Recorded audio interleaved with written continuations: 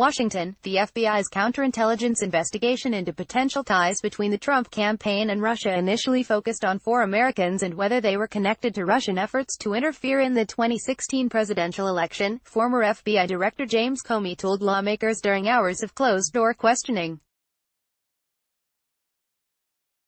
Comey did not identify the Americans, but said President Donald Trump, then the Republican candidate, was not among them. He also told the House Judiciary Committee that, contrary to Trump's claims, he was not friends in any social sense with Special Counsel Robert Mueller, who is now leading the Russia investigation.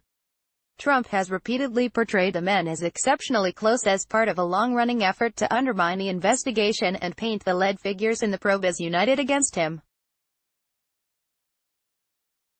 "I admire the heck out of the man, but I don't know his phone number, I've never been to his house, I don't know his children's names," said Comey, who added that he had never hugged or kissed the man, despite the president's insistence otherwise. "A relief to my wife," he deadpanned. The committee released a transcript of the interview on Saturday, just 24 hours after privately grilling the fired FBI chief about investigative decisions related to Hillary Clinton's email server and Trump's campaign and potential ties to Russia. Comey largely dodged questions connected to the current Mueller-led probe, including whether his May 2017 firing by Trump constituted obstruction of justice. The Republican-led committee interviewed Comey as part of its investigation into FBI actions in 2016, a year when the Bureau, in the heat of the presidential campaign, recommended against charges for Clinton and opened an investigation into Russian interference in the election. The questioning largely centered on well-covered territory from a Justice Department Inspector General report, Comey's own book and interviews and hours of public testimony on Capitol Hill.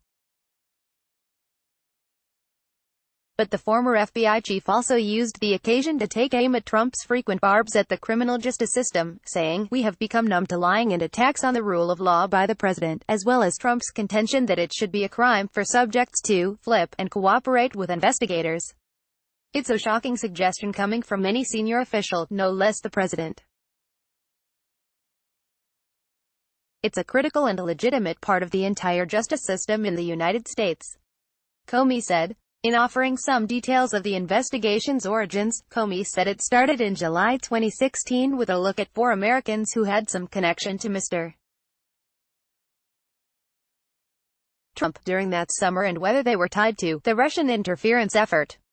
The campaign itself, he said, was not investigation at that time. He did not identify the Americans, though Mueller's investigation has made clear that by that time, there had already been outreach from Russian intermediaries to Trump associates, including a 2015 encounter revealed for the first time in a court filing Friday. Also by that time, Democratic email accounts had been hacked by Russian intelligence and a Trump campaign foreign policy advisor, George Papadopoulos, had been told that Russians had dirt on Clinton in the form of stolen emails. That October, the FBI obtained a secret search warrant to monitor the communications of a Trump campaign advisor, Carter Page, on suspicions he was acting as a foreign agent, something he has denied. Multiple Trump associates, including Papadopoulos, former National Security Advisor Michael Flynn and Trump's former personal lawyer, Michael Cohen, have pleaded guilty to lying about their interactions with Russians during the campaign and presidential transition period. Former Trump campaign chairman Paul Manafort's foreign dealings, including to an associate the U.S. says has ties to Russian intelligence, has also attracted law enforcement scrutiny. Comey reiterated to lawmakers that it was the 2016 Papadopoulos encounter with a Russian intermediary in London that ignited the Russia investigation, rather than, as some Republicans have maintained, Democratic-funded opposition research compiled by a former British spy. It was weeks or months later that the so-called Steele dossier came to our attention, Comey said. He said that by the time of his firing, the FBI had not come to a conclusion about whether the Trump campaign coordinated with Russia's efforts to sway the election. And he insisted that the FBI would recover from the president's attacks on the Bureau. "The FBI will be fine. It will snap back, as will the rest of our institutions," Comey said.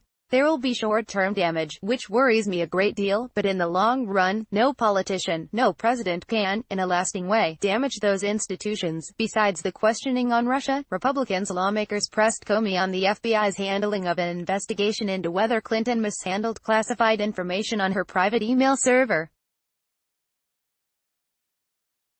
Comey's July 2016 announcement that Clinton and her aides had been extremely careless but did not deserve criminal charges infuriated Republicans who contended that someone less powerful and well-connected would have faced prosecution. Under questioning from Rep. Trey Gowdy, a South Carolina Republican, Comey reiterated that the FBI and Justice Department didn't have a prosecutable case against Clinton because they couldn't prove she willfully violated the law by setting up the server.